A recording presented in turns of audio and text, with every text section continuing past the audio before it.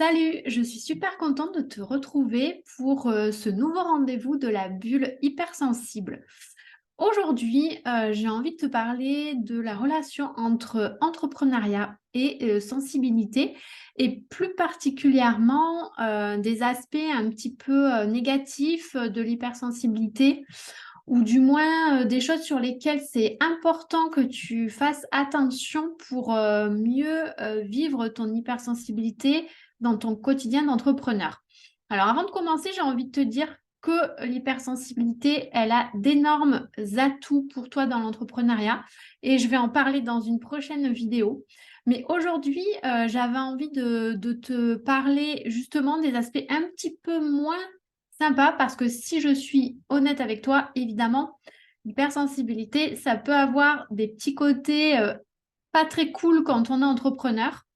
Et c'est important que tu y fasses attention et je vais te donner des conseils justement pour essayer d'améliorer tout ça. Donc, je vais te présenter trois inconvénients majeurs pour toi, l'hypersensible entrepreneur. Le premier inconvénient, c'est ce que j'appelle moi les montagnes russes émotionnelles. C'est quoi? Ben, ça peut être une émotion très positive qui va t'emmener très vite vers le haut. La joie, l'excitation, la célébration d'une bonne nouvelle, d'un premier pas, d'une première victoire, etc. Mais ça peut être aussi une émotion négative qui va t'emmener très bas, comme par exemple la tristesse, l'abattement, la peur. Et ça peut souvent arriver quand tu te compares aux autres sur Internet, souvent, ou si tu as par exemple aussi des commentaires qui sont pas très gentils sur les réseaux. Et du coup, ça peut te provoquer tout un tas d'émotions négatives, de pensées négatives. Tu vas commencer à te dire oui, je suis nulle, les autres parlent mieux que moi de mathématiques, je suis pas intéressante, et blablabla. Et ça peut très vite faire effet boule de neige et te conduire très bas. Tout ça en l'espace d'une journée, voire même parfois en l'espace d'une heure. Donc ça peut vite être fatigant et handicapant dans ton quotidien. Donc mon conseil, quand tu sens que tu as une émotion vraiment forte et vraiment négative qui arrive, c'est de surtout pas la faire taire ou de la bâillonner. Alors, je sais que c'est pas ce qu'on nous apprend depuis toute petite à l'école. On nous apprend toujours de rester forte, de rester stoïque, de continuer, même si on a des émotions. Eh bien, moi, je trouve que c'est pas du tout la bonne solution. Parce que si on les fait taire, si on bâillonne ce qu'on ressent, eh bien, les émotions, la prochaine fois, elles seront encore plus fortes pour que, jusqu'à ce que tu comprennes le message. Donc, ce que je te conseille vraiment, c'est que si pendant ta journée de travail, tu sens que voilà, il y a une émotion négative qui monte, que tu n'es pas bien, je te conseille d'arrêter ce que tu es en train de faire, de changer d'environnement. Tu peux changer de lieu, de pièce, trouver un endroit où tu es bien et euh, tu vas essayer déjà de vivre l'émotion, de la laisser te traverser, de l'identifier, peut-être de la nommer, et puis peut-être aussi de trouver pourquoi, pour quelle raison tu as cette émotion négative. Je pense que c'est super important de faire ça, de laisser passer le tsunami tranquillement. Et après, le top, si tu en as l'opportunité, c'est de pouvoir exprimer cette émotion. Donc, tu peux utiliser tous les moyens que tu veux, le chant, la danse, le sport, l'écriture, la musique, faire un tableau, un dessin, peu importe le moyen, pourvu que ça te fasse du bien, que ça soit quelque chose qui te permette d'extérioriser ton émotion pour que tu puisses calmer ton intérieur, j'allais dire, mais en fait, c'est exactement ça. Et une fois que le tsunami est un peu retombé, que tu te sens un peu plus zen, que tu as pu extérioriser ton émotion, si tu te sens prête, bah, tu peux reprendre le travail que tu étais en train de faire. Et si tu ne te sens pas prête, c'est OK. Tu peux te donner l'autorisation bah, de rester off le reste de la journée parce que bah, cette émotion, elle t'a vraiment chamboulé et que tu sens que tu ne pourras pas te concentrer sur le reste des tâches que tu as à faire. Et c'est OK, il ne faut pas te mettre la pression sur ça parce que les émotions, c'est vraiment quelque chose de très intense quand on est hypersensible. Donc, c'est OK avec ça. Ça, c'est pour le premier inconvénient. Le deuxième truc pas très cool, j'ai envie de dire, c'est l'éparpillement. Parce que quand on est hypersensible, on a souvent un cerveau qui fonctionne en arborescence. Donc, une idée va nous conduire à une autre, puis à une autre. Et on a souvent envie de faire plein de choses. Il y a plein de projets différents qui nous mettent en joie, en excitation.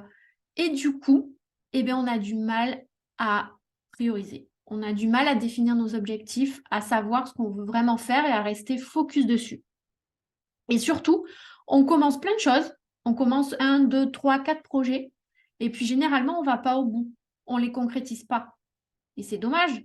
Et c'est surtout problématique si tu es entrepreneur, parce que si tu finalises jamais ton offre de service, si tu finalises jamais ton produit, ça va être compliqué de le vendre. Et donc, ça va être compliqué de générer du chiffre d'affaires. Et ça va être encore plus compliqué d'aider tes clients. Donc, mon conseil pour éviter l'éparpillement, c'est déjà que tu te poses dans un endroit où tu te sens bien, dans un environnement où tu te sens en sécurité, tu te sens vraiment bien. Tu fermes les yeux, tu respires et tu vas te connecter à ce que tu veux vraiment, à tes vrais désirs, à ce qui te fait vraiment kiffer en mode nos limites, en mode, j'ai envie de dire, baguette magique, sans filtre, sans tabou. Tu vas noter tout ce qui te vient. Vraiment tout, sans aucune censure. Et sans penser, ah mais non, mais je peux pas faire ça, c'est trop énorme. Oh mais non, c'est trop dingue. Oh mais non, mais c'est pas possible, je peux pas, c'est trop fort. Non, tu notes tout ce qui te vient en mode illimité, en mode baguette magique, en mode je fais tout péter. Et tu notes, et tu notes, et tu notes. Une fois que tu as fait ça, tu reprends ta liste et là, tu vas choisir 2, 3, 4 objectifs qui te tiennent vraiment à cœur, des choses que tu veux vraiment faire, qui sont pour toi vraiment super importantes et que tu veux faire là dans l'année. Donc généralement, ce qu'on fait, c'est plus pratique. On peut choisir un objectif par trimestre. Ça peut être un objectif par an ou par semestre. Après, ça va dépendre de la taille de l'objectif, de ton rythme de travail aussi. Mais tu vois, après, tu peux adapter à toi, à ta façon de travailler. Et une fois que tu as pris ton objectif ou tes 2 ou 3 premiers objectifs, tu choisis le premier, tu vas le découper en petites actions et tu vas commencer à faire ta première petite action pour réaliser ton premier objectif de l'année. Et tu verras que comme ça, petit à petit, tu vas rester focus sur ton objectif et tu vas éviter de t'éparpiller, de papillonner partout et tu vas pouvoir être beaucoup mieux organisé et beaucoup plus focus. Et enfin, le troisième inconvénient que je voulais te partager aujourd'hui, c'est ce que j'appelle moi le syndrome de la sauveuse.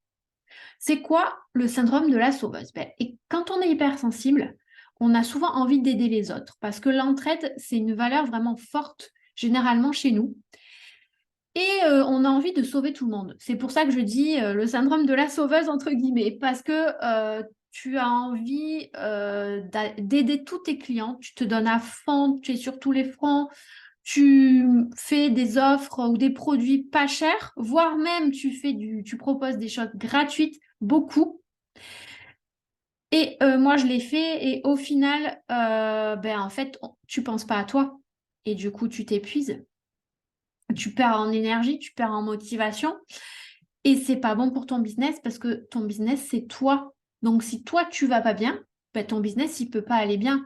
Et pour l'avoir fait, moi, je sais qu'à force de vouloir donner, tout donner, on n'a plus rien à l'intérieur, en fait. Et donc, du coup, si on n'a plus rien à l'intérieur, si on se sent mal, vidé, si on en a marre, on peut pas aider correctement nos clients. Donc, à un moment donné, ça va coincer quelque part. Donc, moi, ce que je te conseille, c'est d'apprendre à penser d'abord à toi, à pratiquer l'égoïsme positif. C'est quoi l'égoïsme positif? C'est apprendre à être plus bienveillante avec toi, à être plus généreuse avec toi-même, à te faire ce cadeau de mieux te connaître, de t'aimer, de prendre soin de toi.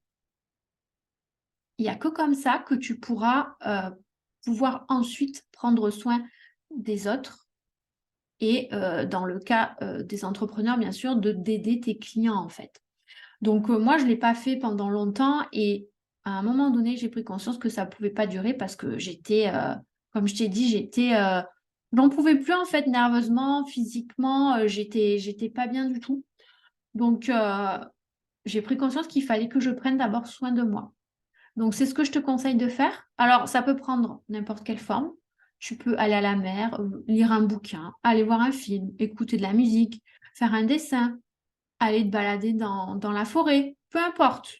Le tout, c'est que tu prennes un moment pour toi que tu aimes, quelque chose que tu aimes faire, quelque chose qui te nourrit, quelque chose qui recharge tes batteries. Et tu verras que ça va te faire beaucoup de bien, ça va te recharger les batteries, ça va remonter ta motivation, ça va remonter ton niveau d'énergie. Et là, tu seras OK, tu seras au top pour aider tes clients de la meilleure façon. Je sais que c'est pas toujours évident de prendre soin de soi parce que quand on est hypersensible, on pense beaucoup aux autres, aux besoins des autres. Mais il est important que tu prennes conscience que tes propres besoins sont aussi essentiels pour que tu puisses être une entrepreneur hypersensible et épanouie. Et toi, alors, j'aimerais bien que tu me dises si ce que je t'ai décrit dans cette vidéo te parle. Comment ton hypersensibilité impacte tes journées d'entrepreneur? J'aimerais bien échanger avec toi à ce sujet au niveau des conseils que je t'ai donnés dans cette vidéo. Est-ce que tu les fais déjà? Tu les connaissais déjà? Ou peut-être que tu as d'autres techniques que tu aimerais partager avec moi? Donc, sens-toi libre surtout de partager cette vidéo, de la liker si elle t'a inspiré, si elle t'a aidé.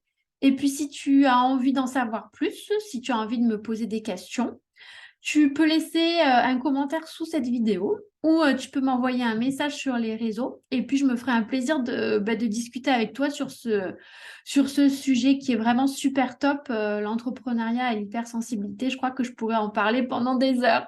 Je te remercie beaucoup et je te donne rendez-vous le mois prochain pour une nouvelle vidéo de la bulle hypersensible. À bientôt. Ciao, ciao.